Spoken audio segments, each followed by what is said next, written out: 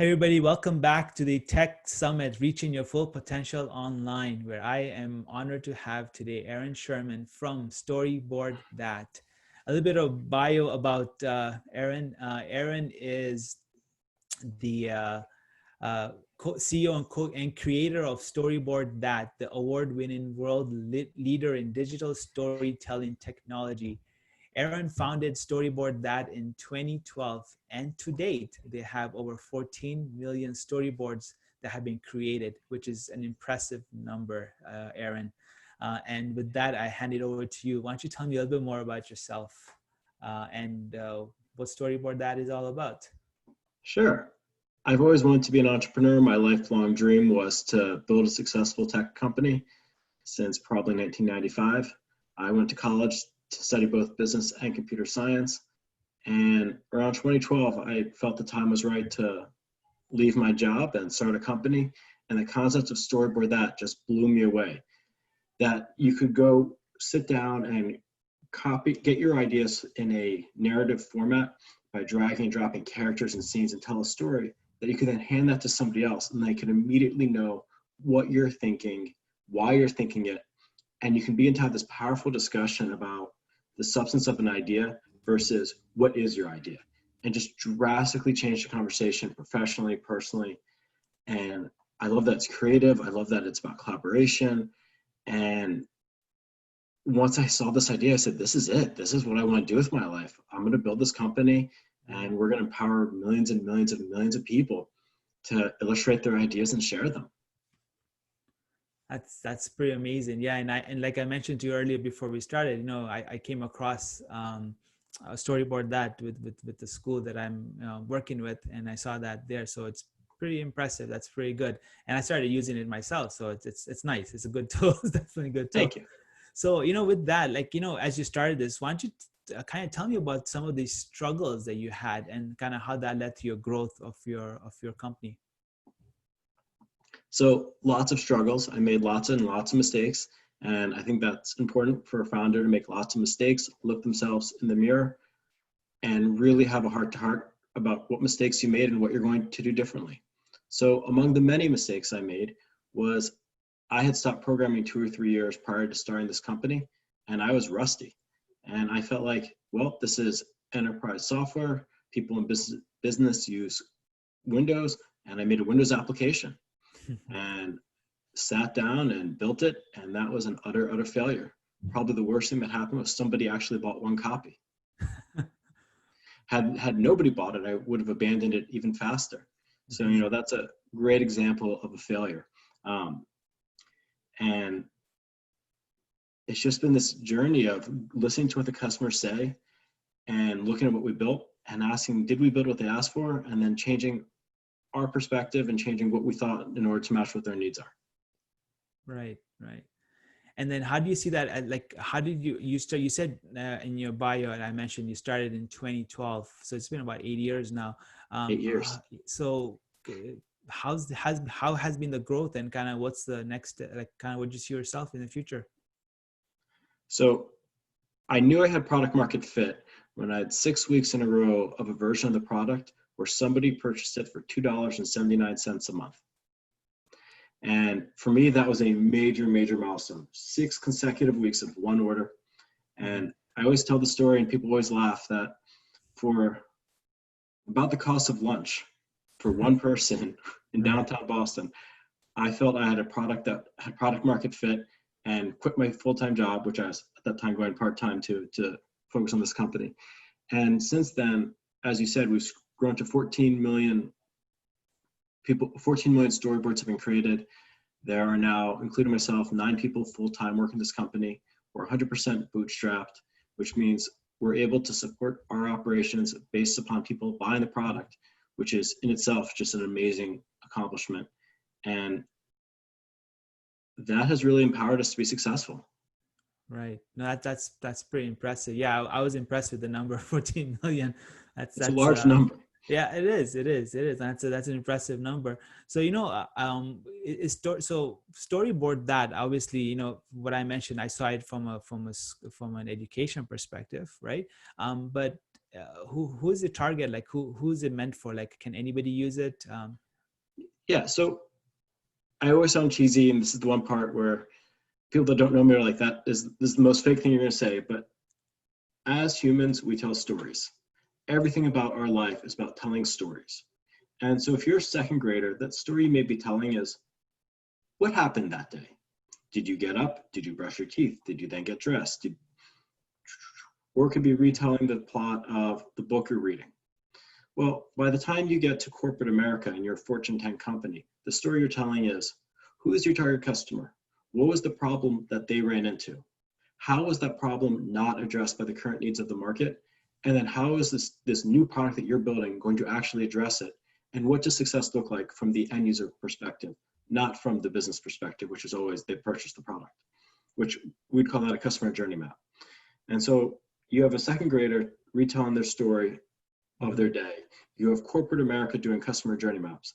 And then I'm not trying to make a 3D model here, but like over here, you have a hobbyist filmmaker who's able to storyboard that to really make storyboards in the traditional sense about the independent film they're making. Mm-hmm. And then maybe you have a marketing person storyboarding out a commercial, and you have special ed students doing what are called social stories, where they model what's going to happen in their life such that it's not scary. And the possibilities to tell stories are endless. And that to me is, one, it's the greatest gift we could give the world of an easy way to tell stories. And two, it defines our market. Our market is anyone that wants to tell a story, which is everyone, because everyone needs to tell stories. Right. No, 100% true. The art of storytelling is massive, right? And hard. Yeah. Yeah. So, based on this, and, obviously you mentioned some of the, the mistakes you made, like in terms of doing that in Windows application, but, how did you handle adversity and doubt when you came to that, like especially building this from then? I'd be lying if I said I've never had nights of utter panic of, I can't believe I left a well-paying job to build this. What was I thinking? How am I going to solve this next problem? In the very beginning, and now it's, how do we deal with this next issue? And my wife has been my rocket in this. She always tells me, you've solved every previous problem. It doesn't matter what it was. You sit down and you figure it out and you solve it. And that, I come back to that again and again. I'm like, how am I going to solve this next problem? And then I think about that. And then I've solved every other problem. And then I'll take a walk, a hot shower, and I'll put together a plan. The next day, I'll reread my plan and rewrite it. And then I pulled the team together and we gather the right resources. We talk about the problem and we marshal a solution. That's true. That's true. You're right. That's 100%. Yeah, you can't let the doubt always come in. Otherwise, you will, you have to move on with it for sure. You have to know that you will succeed. Exactly. Yeah, no, that's a very valid point for sure. And it's hard. No, definitely 100% for sure. And this is the thing, when you think about an idea and you think about entrepreneurs who kind of think of an idea sort of to go forward, or how do you take that idea next step? You obviously had this idea of going forward. You said you left your job, right? So how did you know that, what, this was the right time? This is how do you know when you have the right idea? And also kind of putting that perspective for somebody who does want to do this, and kind of take what would, hearing your story, what you did as well too. I came to the realization that where I was in my career, it was time to start my own company. I felt like I was ready. And every day for 2 or 3 months, I woke up, thought all day long, came up with a business idea, wrote a business plan, did a SWOT analysis, and emailed a group of trusted people. Here's my idea. I think it's wrong. Here's why I think it's wrong. And then they would give feedback about what parts they liked, what parts they didn't. But it was clear that every day I had a bad idea. I had an idea that was not the right idea. And one day I came across this concept of using storyboarding to really help illustrate product development. And I said, I love this. And I said, but I can't draw. And all the articles were like, and it's easy to draw. Everyone can draw. And I said, I can't draw. I can't read my own handwriting. My stick figures are often missing limbs. And I can't do it, but I do know how to build technology. I know how to build teams. I know how to build marketing. And so once I had this idea, I did my SWOT analysis and I said, I love it. Mm. I went to my employer the next day and I said, I'm going part-time to start my own company.